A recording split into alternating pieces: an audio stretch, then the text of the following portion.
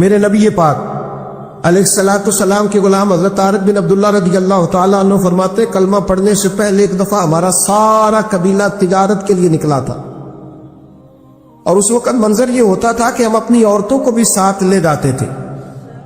6 مہینے سفر کرنا ہوتا تھا، اونٹ گھوڑے ہم بیچا کرتے تھے، عورتیں بھی ساتھ رہتی، کھاتے بھی پکاتے بھی۔ کہتے ایک سفر سے ہم واپس آ رہے تھے تو مدینے کے باہر صحرا میں ہم نے پڑاؤ کیا، اکیلے رسول پاک صلی اللہ علیہ وسلم، کہتے نبی پاک تنہا اکیلے۔ حضور نہ سیر کرتے کرتے ہمارے قافلے کے پاس سے گزرے، خیمے لگے تھے، پڑاؤ کیا، محبوب تشریف لے آئے۔ کہتے حضور سید عالم صلی اللہ تعالی وسلم تشریف لائے، کوئی قبیلے میں سے قافلے میں سے حضور کو جانتا نہیں تھا۔ ایک سرخ رنگ کا اونٹ تھا ہمارے سردار کا جو بکنے سے رہ گیا تھا، بڑا خوبصورت۔ کہتے نبی پاک کو پسند آ گیا۔ حضور پوچھنے لگے تم کون ہو؟ کہا جی مسافر ہے۔ کہاں سے آئے ہو؟ فلاں جگہ سے آئے ہیں۔ کس لیے آئے ہو؟ ہم تجارت کی غرض سے نکلے۔ اونٹ بیچو گے؟ بیچنا ہے۔ کتنے کا سودا طے ہوا؟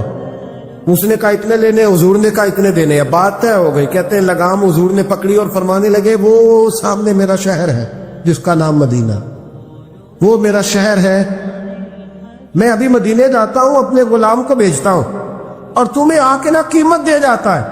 محبوب گھوڑے کی لگام تھا، اونٹ کی لگام تھا، میں نکیل تھا، میں اونٹ تھا سرخ رنگ کا۔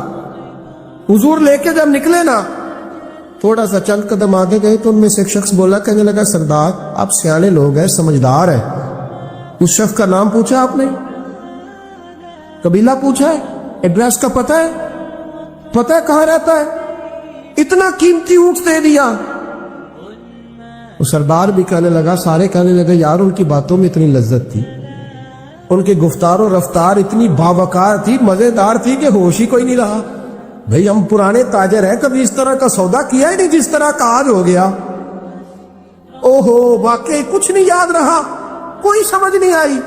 وہ ابھی نظر آ رہے، ایک آدمی دوڑ کے جاؤ، دوڑ کے اور جا کر کے نا ان سے کہو، بڑی جائز بات ہے، وہ ناراض بھی نہیں ہوں گے۔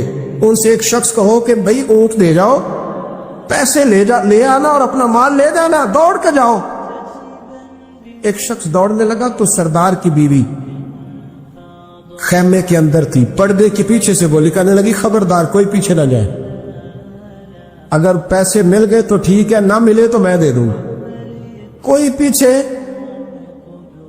نہ، کوئی نہ جائے پیچھے۔ سردار کہنے لگا تو جانتی ہے؟ کہنے لگی نہیں۔ کا گارنٹی کیوں دے رہی ہے؟ تو کہنے لگی تم نے ان کا چہرہ نہیں دیکھا؟ تم تو سودے کر رہے تھے، میں پردے کے پیچھے سے دیکھ رہی تھی۔ پیر مہر علی شاہ صاحب کو کسی نے کہا تھا نبی پاک کا حلیہ بیان کرے، بتائے حضور کے کان مبارک کیسے تھے، آنکھیں کیسی تھی، ناک مبارک کیسی تھی، بینی مبارک کیسی تھی۔ تو پیر مہر علی شاہ صاحب کہنے لگے کوئی مثل نہیں ڈھولن دی، کہنے لگے مجھ سے نہیں بیان ہوتا حضور کا حلیہ، کوئی مثل نہیں ڈھولن دی، تو چپ کر مہر علی، ایتھے جا لیو بولن دی، اے بس کر، تو بیان کر سکتا ہے اتنی طاقت؟ اعلیٰ حضرت نے کہا لم یاتی نذیر کپی ناظر مثلے تو نشد، پید آ جانا۔ کہا حضور مثال تو تب آپ کی بنے گی نا، کوئی آپ کی طرح کا پیدا تو ہوگا، تبھی مثال بنے گی، تو جب ہوا ہی نہیں تو مثال کیسے بنے گی؟ کہنے لگی کوئی نہ جائے، نہ پیسے آئے تو میں دے دوں گی۔ میں تو پردے کے پیچھے سے دیکھ رہی تھی، ان کے چہرے کا وقار دیکھا، ان کی آنکھوں کی روشنی دیکھی، ان کے لفظوں کا حسن دیکھا۔ تم 50 باتیں کرتے تھے، وہ ایک جواب دیتے، اور گنے چنے لفظ بولتے تھے، ان کی سادگی کا وقار دیکھا۔ جانے دو، نہ پیسے آئے تو میں دوں گی۔ کہتے حضور گئے، تھوڑی دیر کے بعد ایک کالے رنگ کا حبشی غلام آیا، پیسے بھی پکڑے اور اپنی چادر میں نا کھجورے باندھ کے تو پیچھے ڈالی ہوئی، اور دیہاتی لوگ پیچھے نہیں ڈال لیتے، کھجورے ڈال کے پیچھے۔ کہتے ہیں وہ آئے اور ان کی آنے کا انداز بھی بڑا نرالا تھا۔ کہتے ہیں وہ جھومتے جھومتے اللہ کا ذکر کرتے، اللہ الصمد کرتے پہنچ گئے، اور آگے کہنے لگے تم سے میرے نبی نے اونٹ خریدا ہے؟ تم سے؟ کہا ہم سے خریدا ہے۔ کہنے لگے یہ تمہارے پیسے؟ اور پھر چادر کھول کے صحرا پہ بچھا دی، کہنے لگے یہ تمہارے پیسے، اور کھجورے کھاؤ، میرے نبی نے تحفہ بھیجا ہے، کھاؤ، حضور نے تحفہ بھیجا ہے۔ تو وہ سردار کی بیوی اوٹ ہٹا کے کہنے لگی اور کالے رنگ کے اکشی گلاب انہیں کھجوریں کھلا اور مجھے اس عزت والی ماں کا نام بتا جس کے گھر میں ایسا لال پیدا ہوا. انہیں کھجوریں کھلا اور مجھے اس عظمت والے باپ کا نام بتا جس کے گھر میں ایسا پھول کھلا ہے. وہ قبیلہ تو بتا تو صحیح وہ کون تھے. 2 گھڑیاں رکے ہیں پر خوشبوئی پھیل گئی ہے, رنگ ہی بدل گیا, تار کوئی مثل نہ ڈھولن دی. تو چپ کر مہر علی, ایتھے جا نہیں بولن دی. ایک روایت میری نظر سے گزری اور کیا ہی انداز ہے امام زرقانی نے لکھی. ایک صحابی ہیں حضرت ابو قرصافہ رضی اللہ تعالی. حضرت ابو قرصافہ رضی اللہ تعالیٰ عنہ فرماتے ہیں میں چھوٹا تھا, میری اماں اور میری خالہ مجھے ساتھ لے گئی. میں نے کہا کہاں جانا ہے؟ کہنے لگے آؤ نبی پاک کا کلمہ پڑھنے جانا ہے. پڑھیے درود شریف صلی اللہ سارے پڑھیے, پھر پڑھیے ایک دفعہ صلی اللہ تعالی علیہ. حضور کا ذکر ہو تو فوراً درود پڑھنا چاہیے. نبی کریم علیہ السلام کی بارگاہ میں نا میری خالہ اور میری اماں دونوں مجھے ساتھ لے گئی کلمہ پڑھنے. کہتے ہیں جب ہم حضور کی بارگاہ میں پہنچے, کلمہ پڑھا, واپس آئے تو میری اماں اور میری خالہ آپس میں بات کرنے لگی. میری خالہ کہنے لگی تو نے دیکھا ہے ان کا بولنا کتنا مزیدار. میری خالہ کہنے لگی تو نے تو وہ دیکھا لیکن وہ جو غلام آیا تھا اس کے ساتھ ان کا رویہ کتنا پیارا تھا. تو نے دیکھا جب وہ کھانا کھا رہے تھے تو پہلا خیال انہوں نے ہمارا کیا. بار بار وہ ان کا ذکر کرتی, کہتے آپس میں حضور کی شانیں بیان کرتی, میری اماں بھی میری خالہ بھی. بالآخر بات لمبی ہو گئی تو میری اماں بولی, کہنے لگی بس کر, ہم کتنی عظمتیں بیان کریں گے, مجھے تو 3 باتیں سمجھ میں آئی. کتنی؟ 3 باتیں مجھے سمجھ میں آئی ہیں. کہا وہ کیا؟ تو کہنے لگی ما رأینا مثل حاضر الرجل احسن وجہا ولا الکا صوبا ولا البنا کلاما. کہنے لگی مجھے تو 3 باتیں سمجھ میں آئی ہیں کہ نہ اتنا خوبصورت چہرے والا کوئی شخص دیکھا ہے اور نہ اتنے صاف کپڑوں والا کو دیکھا ہے اور نہ ہی اتنی میٹھی بولی بولنے والا کوئی دیکھا ہے. تینوں باتوں کی کمال ہے. ظاہری حسن بھی کمال, کپڑوں کی صفائی بھی کمال, اور رسول پاک کا بولنا بھی کمال, لب و لہجے میں مٹھاس بھی خوبصورتی والی. یہ اصل حسن ہے کہ ظاہرت بھی انسان بڑا منزہ ہو, باطناً بھی بڑا صاف ستھرا ہو. میرے رسول پاک علیہ الصلوۃ والسلام کا طریقہ مبارکہ پتہ کیا تھا؟ حضور صلی اللہ تعالی علیہ وآلہ وسلم جب مسجد میں نماز پڑھ لیتے تو حضرت جعفہ رضی اللہ تعالیٰ عنہ فرماتے, بخاری کی حدیث ہے, فرماتے میں مدینہ شریف میں آیا تو حضور نماز پڑھ لیتے تو صحابہ نبی پاک کے پاس آتے اور حضور کا دست مبارک پکڑ کے پہلے چومتے پھر چہروں پہ ملتے, پہلے چومتے پھر چہروں پر. نبی پاک کے صحابہ حضور کے قدم بھی چوما کرتے, قدموں میں جھکا کرتے تھے. یہ تو بھائی اس وقت پتہ چلتا جب کسی سے پیار ہو جاتا, جب کسی بندے سے. میں اکثر مثال دیا کرتا ہوں اکثر کہ کسی کا بچہ پیشاب کرے تو کہہ آتی ہے, الٹی آتی ہے, لیکن اپنا بچہ بالوں میں بھی کر دیتا ہے, پھر کوئی کہہ نہیں آتی کیونکہ اپنا ہے نا, پیار ہو گیا نا.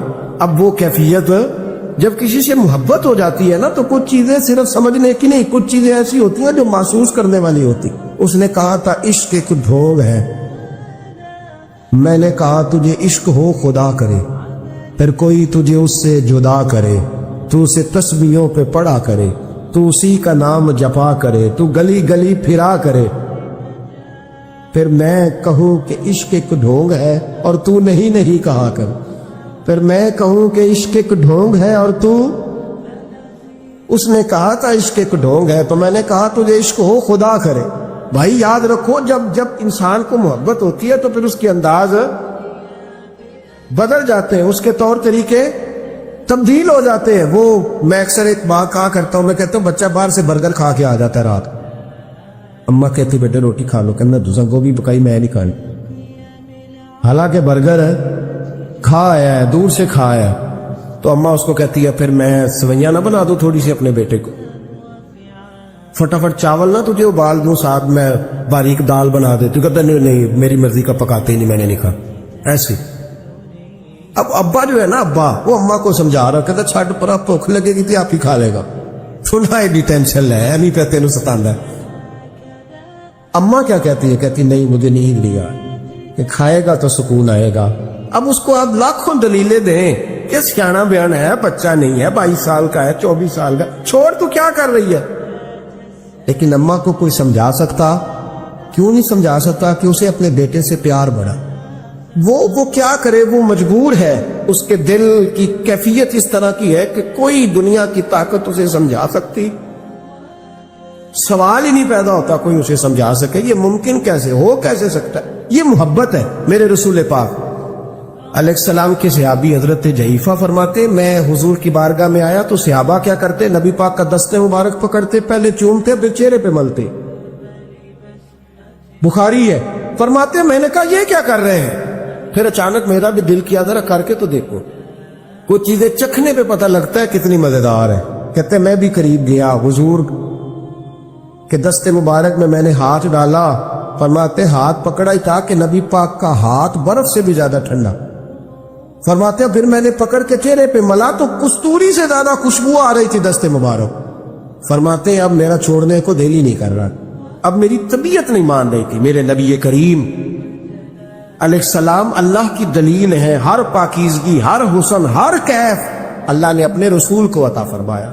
دنیا کی جتنی غلاظتیں تھیں, جب کوئی حضور کے قریب جاتا تھا تو ساری غلاظتیں دور ہو جاتی. کما ارسلنا فیکم رسولا منکم یتلو علیکم آیاتنا ویزکیکم. اللہ فرماتے میرے محبوب تم پر میری آیتیں پڑھیں گے اور تمہیں پاک فرما دے, تمہاری ساری ناپاکیاں نبی پاک دور کر دے, ہر غلاظت تم سے دور ہٹ جائے. ایک صحابی ہے حضرت شیبہ بن عثمان رضی اللہ تعالی عنہ, وہ کہتے ہیں میرے والد کو اور میرے چچا کو مسلمانوں نے احد میں قتل کر دیا. میرے دل میں بڑا غصہ تھا, بڑا جلال تھا کہ کبھی مجھے موقع ملے تو میں بدلہ لوں گا. کہتے فتح مکہ کے بعد نبی پاک علیہ السلام حوازن کی جنگ کے لیے نکلے.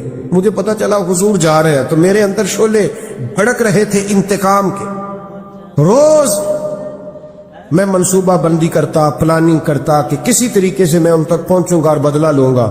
کہتے نبی کریم علیہ السلام نہ حوازن کے لیے پہنچ چکے تھے. فرماتے میں بھی جنگ میں جا کے شریک ہو گیا اور میں نے طریقہ اس طرح کا اختیار کیا کہ کسی طریقے میں حضور تک پہنچ جاؤں. سمجھ آ رہی ہے میری بات کی؟ نبی کریم علیہ السلام تک کسی طریقے پہنچ جاؤں. فرماتے لڑتے لڑتے, لڑائی کے 2 طریقے ہوتے تھے.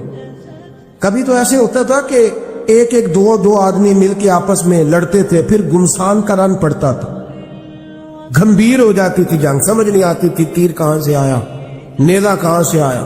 فرماتے جب گمسان کا رن پڑا نا, مجھے موقع مل گیا, میں حضور کے قریب پہنچ گیا. حضرت شیبہ بن عثمان رضی اللہ تعالیٰ عنہ کہتے جب میں پہنچ گیا تو میں نے نا دیکھا کہ اب حضور کے قریب لوگ نہیں ہیں. فرماتے میں نے نا فوراً تلوار اٹھائی, تلوار اٹھا کے میں حضور کو معاذ اللہ شہید کرنے ہی لگا تھا کہ ایک نور چمکا حضور کے سامنے. بڑی درود صلی اللہ علیہ وسلم. کہتے ایک نور چمکا, اتنی تیزی تھی اس نور میں کہ میری آنکھیں بند ہو گئی, میرے ہاتھ سے تلوار گر گئی, آنکھیں چندھا گئی میری. فرماتے تلوار میرے ہاتھ سے چھوٹ گئی. اب جب وہ روشنی مدھم ہوئی نا تو میں نے دیکھا نبی پاک سامنے کھڑے مسکرا رہے ہیں.